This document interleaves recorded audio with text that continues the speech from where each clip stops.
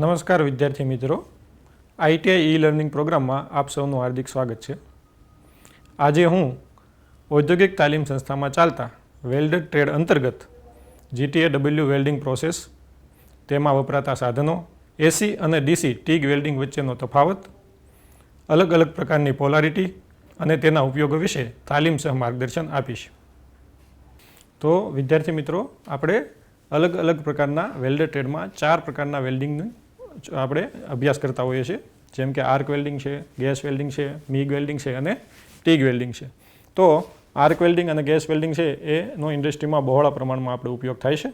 તો એ બે વેલ્ડિંગ વિશે સૌ કોઈ માહિતગાર રહેશો, પરંતુ આ ટીગ વેલ્ડિંગ જે છે, બરાબર, એનું નામ ઘણા ઓછા લોકોએ સાંભળ્યું હોય છે. આર્ક વેલ્ડિંગ છે એ મોટાભાગના ફેરસ મટીરિયલ ઉપર એનું ઉપયોગ થતો હોય છે, પણ ટીગ વેલ્ડિંગ એવું છે કે જે ઈસવીસન 1940 પછી આ વેલ્ડિંગની આપણે શોધ કરી છે. ટીગ વેલ્ડિંગમાં એલ્યુમિનિયમ અને મેગ્નેશિયમ. શા માટે એલ્યુમિનિયમ અને મેગ્નેશિયમ? તો કે એલ્યુમિનિયમ અને મેગ્નેશિયમ છે એના લેયર ઉપર, એટલે કે એની સપાટી ઉપર, એની ઉપર કઠોર એક સ્તર જામી જાય છે ઓક્સાઇડનું. તો એ કઠોર સ્તરને આપણે દૂર કરવા માટે GTAW પ્રક્રિયા વપરાય. GTAWનું પૂરું નામ છે ગેસ ટંગસ્ટન આર્ક વેલ્ડિંગ. એવી રીતે એનું બીજું નામ છે ટીગ વેલ્ડિંગ. ટીગ વેલ્ડિંગનું પૂરું નામ છે ટંગસ્ટન ઇનર્ટ ગેસ વેલ્ડિંગ. હવે આમાં આવ્યું આપણે ઇનર્ટ ગેસ. તો ઇનર્ટ ગેસ એટલે શું? તો કે ઇનર્ટ ગેસ એ નિષ્ક્રિય વાયુ છે.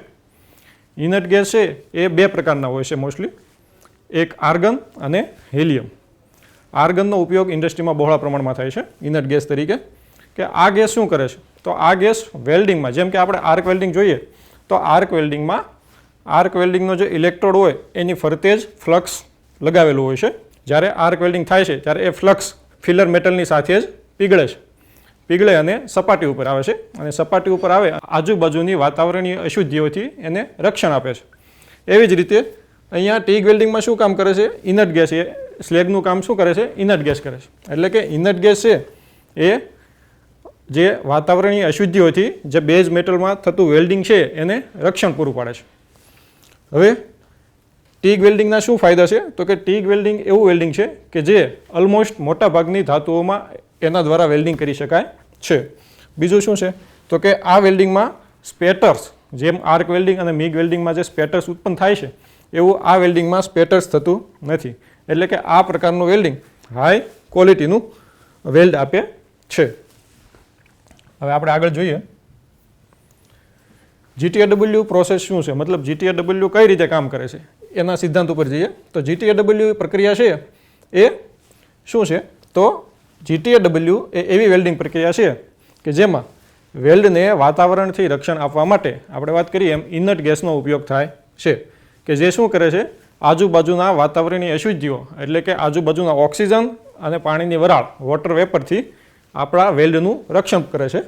હવે આ પ્રક્રિયામાં શું થાય છે કે સેમ ટુ સેમ આર્ક વેલ્ડિંગની જેમ, આર્ક વેલ્ડિંગમાં બેઝ મેટલ અને ઇલેક્ટ્રોડ વચ્ચે જે રીતે આર્ક સ્ટ્રાઇક કરીને આપણે વેલ્ડિંગ કરીએ છીએ, એવી જ રીતે ટીગ વેલ્ડિંગમાં પણ ટંગસ્ટન ઇલેક્ટ્રોડ અને બેઝ મેટલ વચ્ચે આર્ક સ્ટ્રાઇક થાય છે, અને એ આર્ક બંને ધાતુને ટચ કર્યા વગર સ્ટ્રાઇક થાય છે. કઈ રીતે? તો કે આમાં હાઈ ફ્રીક્વન્સી યુનિટનો ઉપયોગ થાય છે, જેને લીધે ટીગ વેલ્ડિંગમાં ટંગસ્ટન ઇલેક્ટ્રોડ અને બેઝ મેટલને બંને વચ્ચે એર ગેપ રાખવામાં આવે છે, બંનેને ટચ કરાવવામાં આવતા નથી.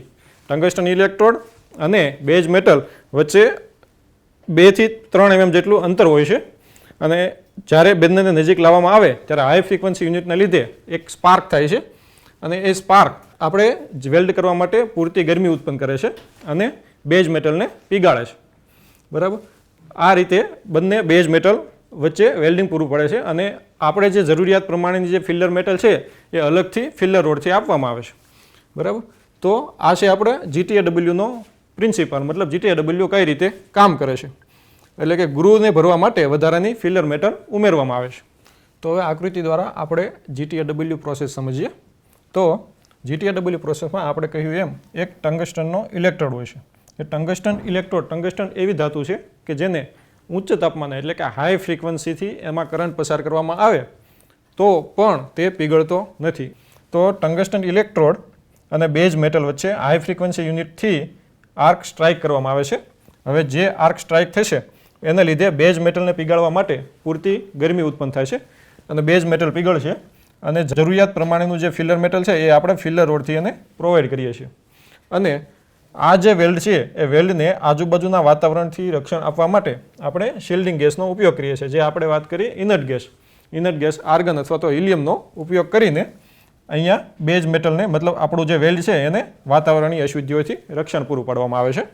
તો હવે આપણે વિડીયો દ્વારા પૂરી માહિતી મેળવીએ કે ટીગ વેલ્ડિંગ શું છે. તો કે ટીગ વેલ્ડિંગ એટલે કે ટંગસ્ટન ઇનર્ટ ગેસ વેલ્ડિંગ અથવા તો GTAW gas tungsten arc welding, બરાબર, એ એનું પૂરું નામ હતું કે જે પ્રાચીન સમયમાં એને હેલી આર્ક તરીકે ઓળખવામાં આવતું. હવે આ પ્રોસેસ આપણે જોઈએ કે સૌ પ્રથમ ટીગ વેલ્ડિંગમાં શું શું હોય છે. તો સૌ પ્રથમ આપણે ટોર્ચ વિશે માહિતી મેળવીએ કે આ જે વસ્તુ છે એ ઇલેક્ટ્રોડ છે, ટંગસ્ટન ઇલેક્ટ્રોડ, કે જે આપણે નોન કન્ઝ્યુમેબલ હોય છે.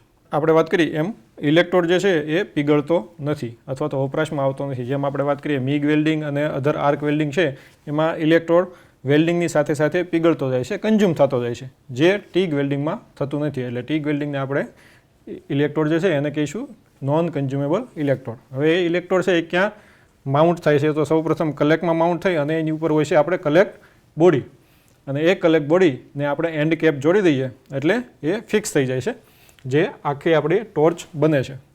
જે ટોર્ચ સાથે ફિક્સ થઈ એન્ડ કેપ આપણે અટેચ કરી દઈએ એટલે ફિક્સ થઈ જાય છે. હવે આપણે વાત કરીએ ટીગ વેલ્ડિંગ પ્રોસેસ.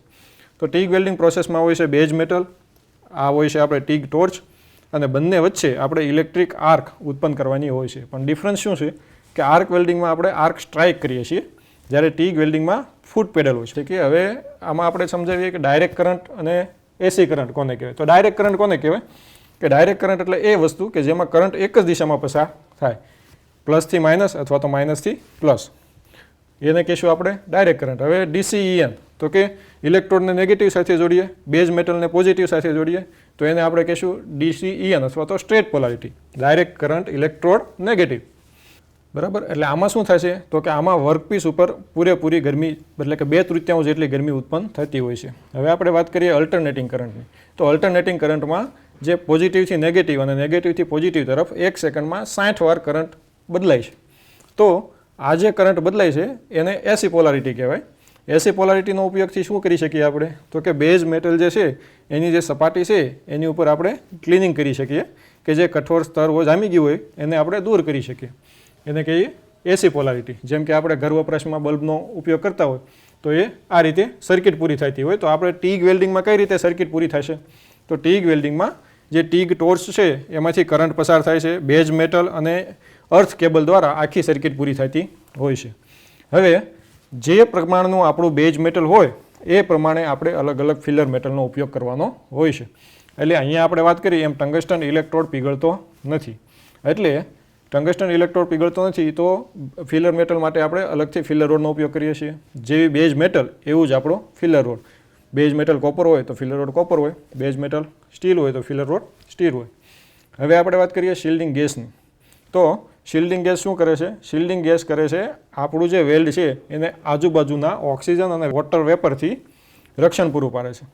જે ઇનર્ટ ગેસ આ રીતે સિલિન્ડરમાં ભરેલો હોય છે, સિલિન્ડરમાંથી રેગ્યુલેટરમાં આવે છે. જે રેગ્યુલેટર શું કરે છે એ ગેસને જે આપણે જે પ્રેશર જોઈએ છે એ પ્રમાણે સેટ કરે છે અને એનો ફ્લો પસાર કરે છે. તો આ આપણી tungsten electrode arc welding process જે નોન કન્ઝ્યુમેબલ ઇલેક્ટ્રોડ વાપરે છે.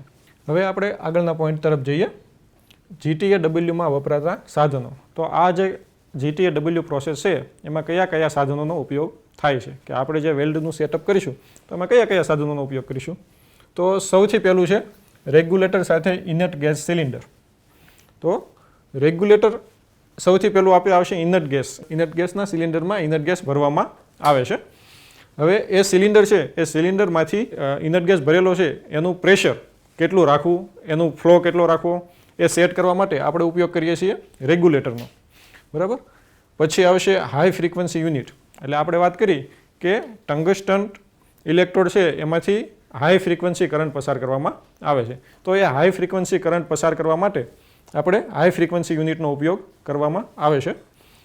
પછી વેલ્ડિંગ હેડ અથવા તો ટોર્ચ એટલે કે ટીગ વેલ્ડિંગમાં જે આપણે ટંગસ્ટન ઇલેક્ટ્રોડને હોલ્ડ કરવા માટે જે સાધન વપરાય છે એને કહીશું આપણે ટીગ વેલ્ડિંગ ટોર્ચ અથવા તો એને વેલ્ડિંગ હેડ પણ કહેવામાં આવે છે.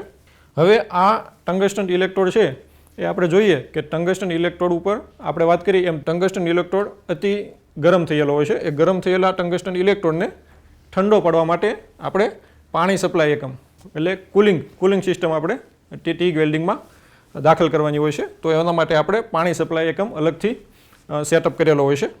પછી આવશે કરંટ કેબલ, એટલે આપણે હાઈ ફ્રીક્વન્સી યુનિટમાંથી જે કરંટ ટોર્ચ સુધી લઈ જઈએ છીએ એ કોણ પહોંચાડે છે? Current cable.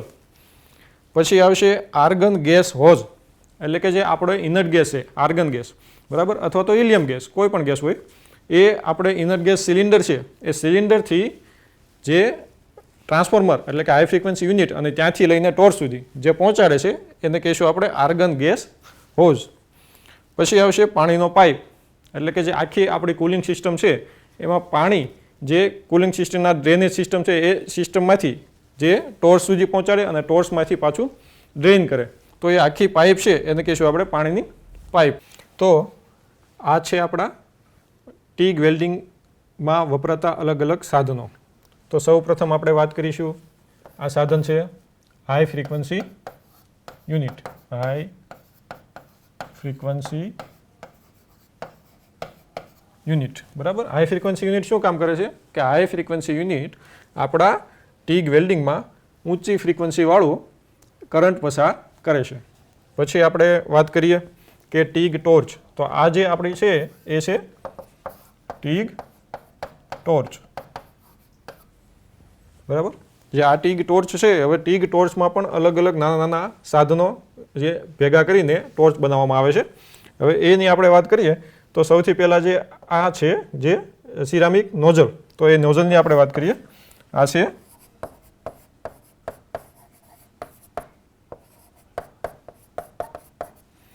Ceramic nozzle. જે સિરામિક નોઝલ શા માટે આમાં વપરાવામાં આવે છે? કારણ કે ટીગ વેલ્ડિંગમાં ઊંચો તાપમાન જાય છે, એ તાપમાન ઊંચા તાપમાને ઇનર્ટ ગેસને એક જ દિશામાં ફ્લો કરાવવા માટે આપણે સિરામિક નોઝલનો ઉપયોગ કરીએ છીએ. પછી જે ટંગસ્ટન ઇલેક્ટ્રોડની વાત કરીએ તો આ આપણો છે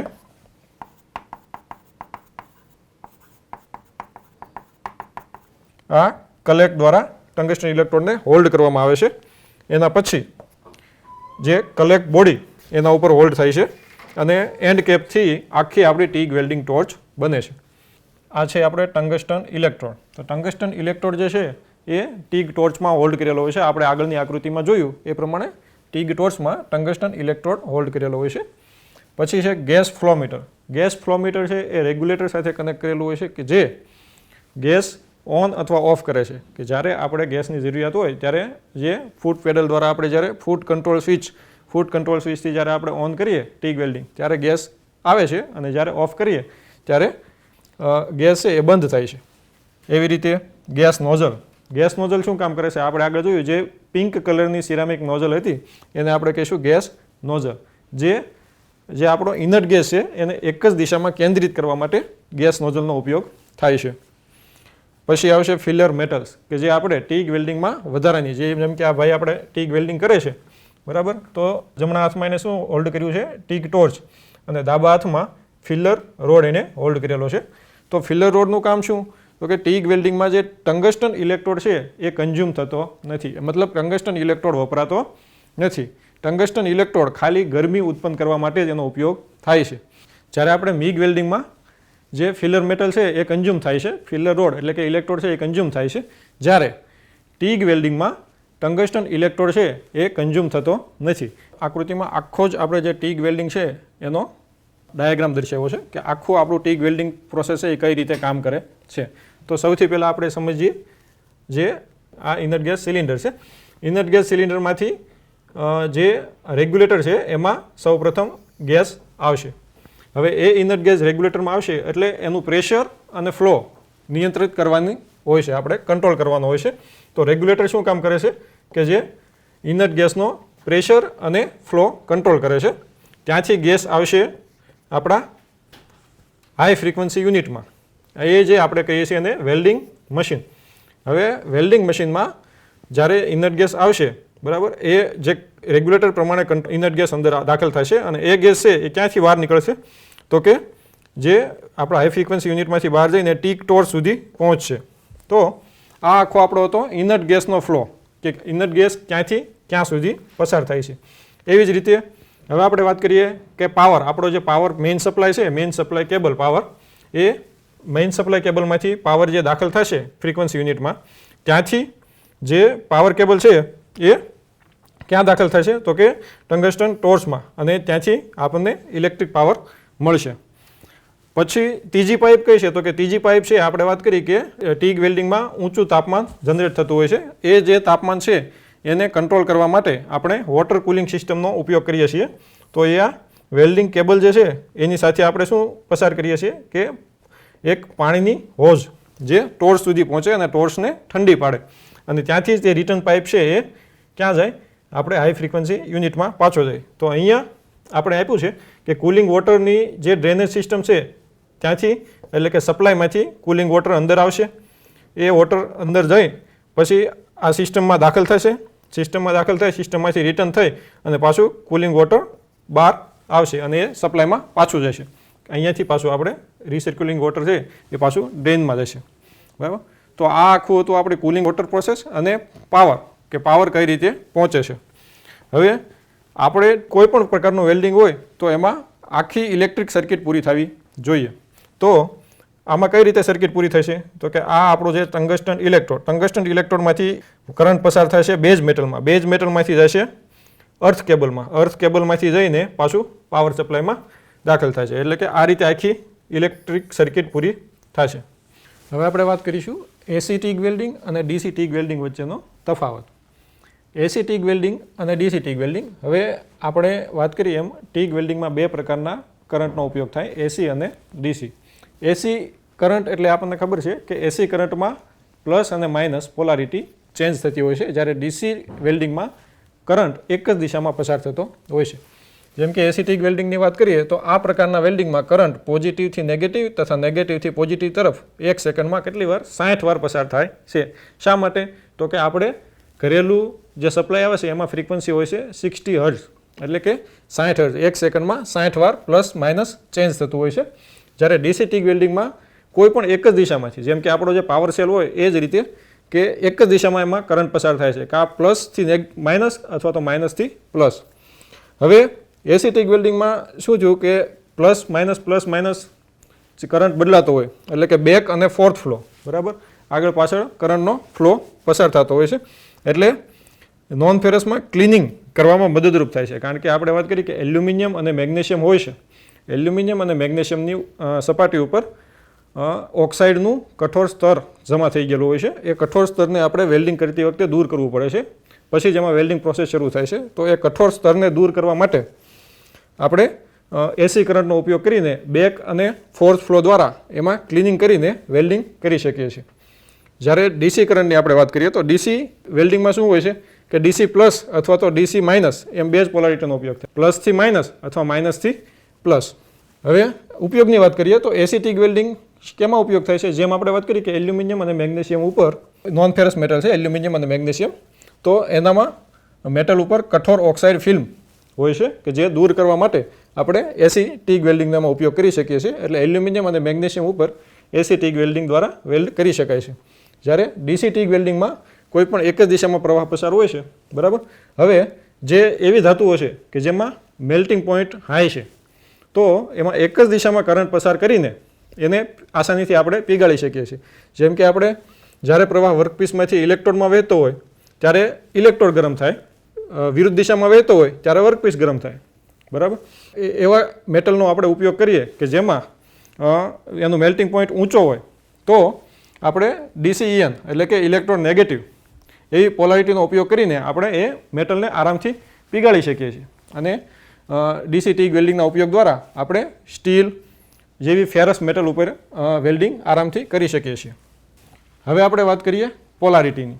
તો આપણે જે વાત કરી કે આપણે ટીગ વેલ્ડિંગમાં એસી અને ડીસી બે પ્રકારના વેલ્ડિંગ મશીનનો આપણે ઉપયોગ કરીએ છીએ. તો એ વેલ્ડિંગ મશીન દ્વારા અલગ અલગ પ્રકારની પોલારિટી જનરેટ થાય છે. જેમ કે એસી વેલ્ડિંગનો ઉપયોગ કરીએ તો એને આપણે એસી પોલારિટીનો ઉપયોગ કરતા હોઈએ છીએ. ડીસી વેલ્ડિંગ મશીનનો આપણે ઉપયોગ કરતા હોય તો એમાં બે પ્રકારની પોલારિટી, ડીસીઈએન અને ડીસીઈપી, એટલે કે ડાયરેક્ટ કરંટ ઇલેક્ટ્રોડ નેગેટિવ અને ડાયરેક્ટ કરંટ ઇલેક્ટ્રોડ પોઝિટિવ પોલારિટીનો ઉપયોગ થતો હોય છે.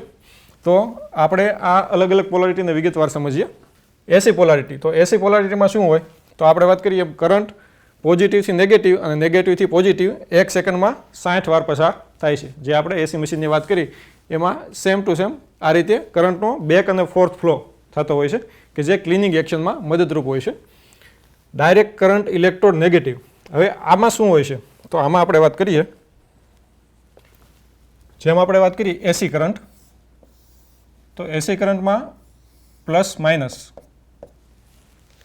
કરંટ પસાર થતો હોય છે. ડીસી કરંટની વાત કરીએ તો ડીસી કરંટમાં એક જ દિશામાં કાં પ્લસ અથવા તો કાં માઇનસ, બરાબર, એક જ દિશામાં કરંટ પસાર થતો હોય છે. હવે આપણે એમ વાત કરીએ કે આ છે આપણો ઇલેક્ટ્રોડ અને આ છે આપણું વર્કપીસ. ઇલેક્ટ્રોડ આપણે નેગેટિવ ટર્મિનલ સાથે જોડીએ અને વર્કપીસ છે એ પોઝિટિવ ટર્મિનલ સાથે જોડીએ, એટલે કે શું direct current DCEN, DCEN direct current electrode negative. આ રીતે જ્યારે આપણે વેલ્ડિંગ જોડીએ છીએ એને આપણે કહીશું direct current electrode negative DCEN polarity. અને જ્યારે આપણે આ રીતે જોડીશું વર્કપીસને માઇનસ અને ઇલેક્ટ્રોડને પ્લસ, તો જ્યારે આપણે આ રીતે કરંટ પસાર કરીએ છીએ ત્યારે શું થશે કે ઇલેક્ટ્રોડ પોઝિટિવ, એટલે કે ડાયરેક્ટ કરંટ ઇલેક્ટ્રોડ પોઝિટિવ. તો એસી પોલારિટીમાં શું થાય છે, બે અર્ધચક્ર હોય છે આપણે જે વાત કરી ને, એક પોઝિટિવ અને એક નેગેટિવ અર્ધચક્ર. તો નકારાત્મક નેગેટિવ અર્ધચક્ર છે, નકારાત્મક અર્ધચક્ર દરમિયાન શું થાય છે કે ટોર્ચમાં ઊંડો પ્રવેશ થાય છે. ટોર્ચ છે એ વર્કપીસમાં ઇલેક્ટ્રોડનો પ્રવાહ ઉત્પન્ન કરે છે, એટલે કે વર્કપીસમાં ઊંડો પ્રવેશ થાય છે. અને જ્યારે સકારાત્મક અર્ધચક્ર દરમિયાન શું થાય છે કે ઇલેક્ટ્રોડ તરફ પ્રવાહ વહે છે, એટલે કે ઇલેક્ટ્રોડ ગરમ થાય છે, બરાબર. એટલે આ પ્રકારના નકારાત્મક અને સકારાત્મક અર્ધચક્રનો ઉપયોગ કરીને આપણે એલ્યુમિનિયમ પરના ઓક્સાઇડના સ્તરોને તોડી શકીએ છીએ. એટલે આપણે એસી પોલારિટીનો ઉપયોગ કરીએ છીએ એલ્યુમિનિયમ અને મેગ્નેશિયમ ઉપર. હવે ડીસીઈએન પોલારિટીનો વાત કરીએ તો ડીસીઈએન પોલારિટીમાં શું હોય છે, આપણે જોયું એમ ઇલેક્ટ્રોડ નેગેટિવ તરફ અને વર્કપીસ પોઝિટિવ તરફ જોડાયેલું હોય છે. એટલે કે વેલ્ડિંગ પ્રવાહમાં ટંગસ્ટન ઇલેક્ટ્રોડ જે આપણે નેગેટિવ ટંગસ્ટન ઇલેક્ટ્રોડ જે નેગેટિવ પ્રવાહ સાથે જોડાયેલો છે એ ટંગસ્ટન ઇલેક્ટ્રોડમાંથી ઇલેક્ટ્રોનનો પ્રવાહ ક્યાં વહે છે, વર્કપીસ તરફ વહે છે. એટલે વર્કપીસ તરફ ઇલેક્ટ્રોનનો મારો થાય છે. એટલે શું થાય કે વર્કપીસ છે એમાં 2/3 જેટલી, એટલે કે 66% જેટલી હીટ ગરમી કેન્દ્રિત થાય છે, જેના કારણે શું થાય કે આરામથી આપણે વર્કપીસ પીગાળી શકીએ છીએ. એટલે કે જેનો મેલ્ટિંગ પોઈન્ટ ઊંચો હોય, જેમ કે આપણે ફેરસ મટીરિયલ, તો ફેરસ મટીરિયલ ઉપર ડીસીઈએન પોલારિટીનો ઉપયોગ કરીને આપણે આરામથી વેલ્ડિંગ કરી શકીએ છીએ. એવી જ રીતે આપણે વાત કરીએ ડીસીઈપી, એટલે કે ડાયરેક્ટ કરંટ ઇલેક્ટ્રોડ પોઝિટિવ. હવે ઇલેક્ટ્રોડને આપણે જ્યારે પોઝિટિવ તરફ આપણે જોઈન્ટ કરીએ છીએ ત્યારે શું થાય છે તો કે વેલ્ડિંગ પ્રવાહ વર્કપીસમાંથી ટંગસ્ટન ઇલેક્ટ્રોડ તરફ વહે છે, એટલે કે ઉલટો પ્રવાહ વહે છે કે વર્કપીસમાંથી ઇલેક્ટ્રોનનો પ્રવાહ ક્યાં વહે છે, ઇલેક્ટ્રોડ તરફ. તો જ્યારે ઇલેક્ટ્રોડ તરફ પ્રવાહ વહે ત્યારે ઇલેક્ટ્રોડ તરફ ગરમી કેન્દ્રિત થાય છે. હવે એ ઇલેક્ટ્રોડ તરફ ગરમી કેન્દ્રિત થાય એના લીધે શું થાય કે ઇલેક્ટ્રોડ ઉપર એ થર જામી જાય છે, ફેલાય છે, અને વારે વારે ઇલેક્ટ્રોડને આપણે ગ્રાઇન્ડ કરવો પડે છે. તો આવું ના થાય એટલા માટે મોસ્ટલી ડીસીઈપી પોલારિટીનો ઉપયોગ ઓછામાં ઓછો કરવામાં આવે છે. વ્યવહારમાં વપરાતી પોલારિટી આપણી એસી પોલારિટી અને ડીસીઈએન પોલારિટીનો મોટા ભાગે આપણે ઉપયોગ કરતા હોઈએ છીએ. તો આપણે જે વાત કરી કે જે પોલારિટીના ઉપયોગો, તો એસી પોલારિટી છે એક મોટા ભાગે કયા મટીરિયલ ઉપર આપણે ઉપયોગ કરી શકીએ, એસી પોલારિટીનો આપણે મુખ્યત્વે એલ્યુમિનિયમ અને મેગ્નેશિયમ માટે ઉપયોગ કરી શકીએ છીએ. શા માટે તો કે એમાં ક્લિનિંગ એક્શન હોય છે, એટલે એ સપાટી ઉપરના કઠોર સ્તરને તોડી શકે છે.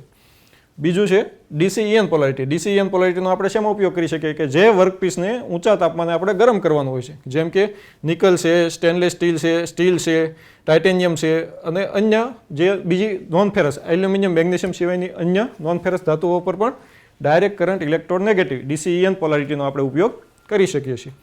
અને ડીસીઈપી પોલારિટી, તો ડીસીઈપી પોલારિટીનો આપણે વાત કરીએ એમ કે આનો ઉપયોગ ભાગ્યે જ થાય છે, બરાબર. જ્યારે આપણે ક્લિનિંગ એક્શનની જરૂરિયાત વધારે હોય, સપાટી પરના સ્તરને તોડવાની જરૂરિયાત વધારે હોય, ત્યારે આપણે ડીસીઈપી પોલારિટીનો માત્ર ને માત્ર ક્લિનિંગ એક્શન માટે આપણે ઉપયોગ કરી શકીએ છીએ. તો આ હતી આપણે અલગ અલગ પ્રકારની પોલારિટી. હવે આપણે આગળ જોઈએ, આપણે જે ટીગ વેલ્ડિંગ વિશે ભણ્યા, બરાબર, તો એ ટીગ વેલ્ડિંગના ઉપયોગો કે વ્યવહારમાં એના ઉપયોગ કયા કયા જગ્યાએ થાય છે. તો આપણે એક વાત કરી કે ટીગ વેલ્ડિંગ એવી વસ્તુ છે કે જે ઓલમોસ્ટ મોટા ભાગની ધાતુઓ ઉપર એના દ્વારા વેલ્ડ કરી શકાય છે. તો કઈ કઈ ધાતુઓ ઉપર એનું વેલ્ડ કરી શકાય છે તો કે પહેલું તો છે કાર્બન સ્ટીલ, એટલે કે લો કાર્બન, હાઈ કાર્બન અને મીડિયમ કાર્બન બધા જ પ્રકારની કાર્બન સ્ટીલ ઉપર વેલ્ડિંગ કરી શકાય છે. સ્ટેનલેસ સ્ટીલ ઉપર વેલ્ડિંગ કરી શકાય છે. એટલે બધા જ પ્રકારની જે ફેરસ મટીરિયલ છે એના ઉપર તો આપણું વેલ્ડિંગ ટીગ વેલ્ડિંગ દ્વારા થઈ શકે છે. બીજી છે એલ્યુમિનિયમ અને તેની મિશ્ર ધાતુઓ કે જેના માટે આ વેલ્ડિંગ મશીનની શોધ થઈ. એના ઉપર વેલ્ડિંગ કરવું બહુ જ અઘરું હોય છે. તો એલ્યુમિનિયમ અને તેની મિશ્ર ધાતુઓ ઉપર GTAW દ્વારા આપણે વેલ્ડિંગ કરી શકીએ છીએ. પછી ડીઓક્સાઇડ કોપર, સિલિકોન કોપર એટલે જે કોપર ઉપર પણ ટીગ વેલ્ડિંગ દ્વારા વેલ્ડિંગ કરી શકીએ છીએ. બ્રાસ અલોય, લો અલોય સ્ટીલ અને નિકલ અલોય એટલે કે બ્રાસ અને નિકલની જે મિશ્ર ધાતુઓ છે એના ઉપર પણ આપણે ટીગ વેલ્ડિંગ દ્વારા વેલ્ડિંગ કરી શકીએ છીએ. સિલ્વર, કાસ્ટ આયન ઉપર પણ વેલ્ડિંગ કરી શકીએ છીએ. ટાઇટેનિયમ અને મેગ્નેશિયમ પર પણ વેલ્ડિંગ કરી શકીએ છીએ. બીજી વસ્તુ કે જે નિકલ અને ટાઇટેનિયમ છે એના ઉપર અન્ય કોઈ પણ પ્રકારનું વેલ્ડિંગ ચાલતું નથી. બરાબર, જે માત્ર ને માત્ર આપણે ટીગ વેલ્ડિંગ એટલે કે આ રીતથી જ એને વેલ્ડ કરી શકીએ છીએ. આપણે જે આજનો લેક્ચર છે એના અલગ અલગ પ્રશ્નોત્તરી કરીશું. તો સૌથી પહેલો પ્રશ્ન છે GTAWનું પૂરું નામ શું છે? તો શું આવશે GTAWનું પૂરું નામ? ઓપ્શન્સ આપણને આપેલા છે અલગ અલગ: groove tungsten arc welding, grip tungsten arc welding, gas tungsten arc welding કે ગેલ્વેનાઇઝ્ડ ટંગસ્ટન આર્ક વેલ્ડિંગ. તો આપણને ખબર છે આમાં આવશે ગેસ ટંગસ્ટન આર્ક વેલ્ડિંગ. હવે આપણે બીજા પ્રશ્ન તરફ જઈએ. ટીગ વેલ્ડિંગ પ્રોસેસમાં શિલ્ડિંગ ગેસના ઉપયોગના કારણે બીડ પર શું ઉપસ્થિત નહીં રહે? એટલે એક એવી વસ્તુ છે કે જે આર્ક વેલ્ડિંગ અને ટીગ વેલ્ડિંગ વચ્ચે તફાવત ઉત્પન્ન કરે છે. કે જેમાં આપણે વાત કરી કે આર્ક વેલ્ડિંગમાં આપણે એક વસ્તુ જે ઇલેક્ટ્રોડની ફરતે ફ્લક્સ હોય એનું રૂપાંતર થાય છે સ્લેગમાં. જ્યારે ટીગ વેલ્ડિંગમાં આપણે નિષ્ક્રિય વાયુ એટલે કે ઇનર્ટ ગેસનો ઉપયોગ કરીએ છીએ. જે ઇનર્ટ ગેસ છે એ ઉપયોગમાં આવ્યા પછી હવામાં ભળી જાય છે. બરાબર, એટલે એને અલગથી આપણે દૂર કરવો પડતો નથી. તો જે આર્ક વેલ્ડિંગમાં જે આપણો જે સ્લેગ હોય છે બરાબર એ ટીગ વેલ્ડિંગમાં આવશે નહીં. એટલે ટીગ વેલ્ડિંગ પ્રોસેસમાં શિલ્ડિંગ ગેસના ઉપયોગને કારણે બીડ પર શું ઉપસ્થિત નહીં રહે? સ્લેગ આમાં ઉપસ્થિત રહેશે નહીં. ત્રીજો પ્રશ્ન જોઈએ આપણે કે ટીગ વેલ્ડિંગ પ્રોસેસ દ્વારા એલ્યુમિનિયમના વેલ્ડિંગ માટે કયા વેલ્ડિંગ મશીનનો ઉપયોગ કરવામાં આવે છે? તો આપણે આવી એલ્યુમિનિયમ વેલ્ડિંગ. શું આવ્યું? Aluminium welding. તો એલ્યુમિનિયમ વેલ્ડિંગ છે એમાં આપણે કયા પોલારિટીનો ઉપયોગ કરીએ છીએ? તો કે એસી પોલારિટીનો. તો એસી પોલારિટી કયું મશીન જનરેટ કરશે? તો એસી પોલારિટી કયું મશીન જનરેટ કરશે? એસી વેલ્ડિંગ મશીન. તો સિમ્પલ છે કે આ એલ્યુમિનિયમ જે મટીરિયલ છે એના માટે આપણે શેનો ઉપયોગ કરીએ છીએ? એસી વેલ્ડિંગ મશીનનો ઉપયોગ કરીએ છીએ. ચાલો હવે આપણે જોઈશું ટીગ વેલ્ડિંગમાં DCEN વિશે શું સાચું છે. સૌથી પહેલાં તો DCEN એટલે શું? તો કે ડાયરેક્ટ કરંટ ઇલેક્ટ્રોડ નેગેટિવ. કઈ પોલારિટી થઈ? Direct current electrode negative. તો જે એનું નામ છે એમાં જ આપણે જોઈ શકીએ છીએ કે ઇલેક્ટ્રોડને શેની સાથે આપણે જોઈન્ટ કરવાનો છે? નેગેટિવ સાથે. તો અલગ અલગ ઓપ્શન્સ આપ્યા છે આપણને. ટંગસ્ટન ઇલેક્ટ્રોડને પોઝિટિવ સાથે જોડવું, ટંગસ્ટન ઇલેક્ટ્રોડને નેગેટિવ સાથે જોડવું, વર્કપીસને નેગેટિવ સાથે જોડવું કે પછી ઉપરનામાંથી એક પણ નહીં. તો શું આવશે? DCEN એટલે કે ડાયરેક્ટ કરંટ ઇલેક્ટ્રોડ નેગેટિવ. ઇલેક્ટ્રોડને શેની સાથે જોડવું પડશે? નેગેટિવ સાથે. એટલે આપણો ઓપ્શન્સ આવશે ટંગસ્ટન ઇલેક્ટ્રોડને નેગેટિવ સાથે જોડવું. તો વિદ્યાર્થી મિત્રો, આજે આપણે GTAW એટલે કે ટીગ વેલ્ડિંગ વિશે તાલીમસહ માર્ગદર્શન મેળવ્યું. આશા રાખું છું કે આપ સૌને લેક્ચરમાં પૂરેપૂરી મજા આવી હશે અને લેક્ચરમાંથી તમને ઘણું બધું શીખવા મળ્યું છે. આભાર.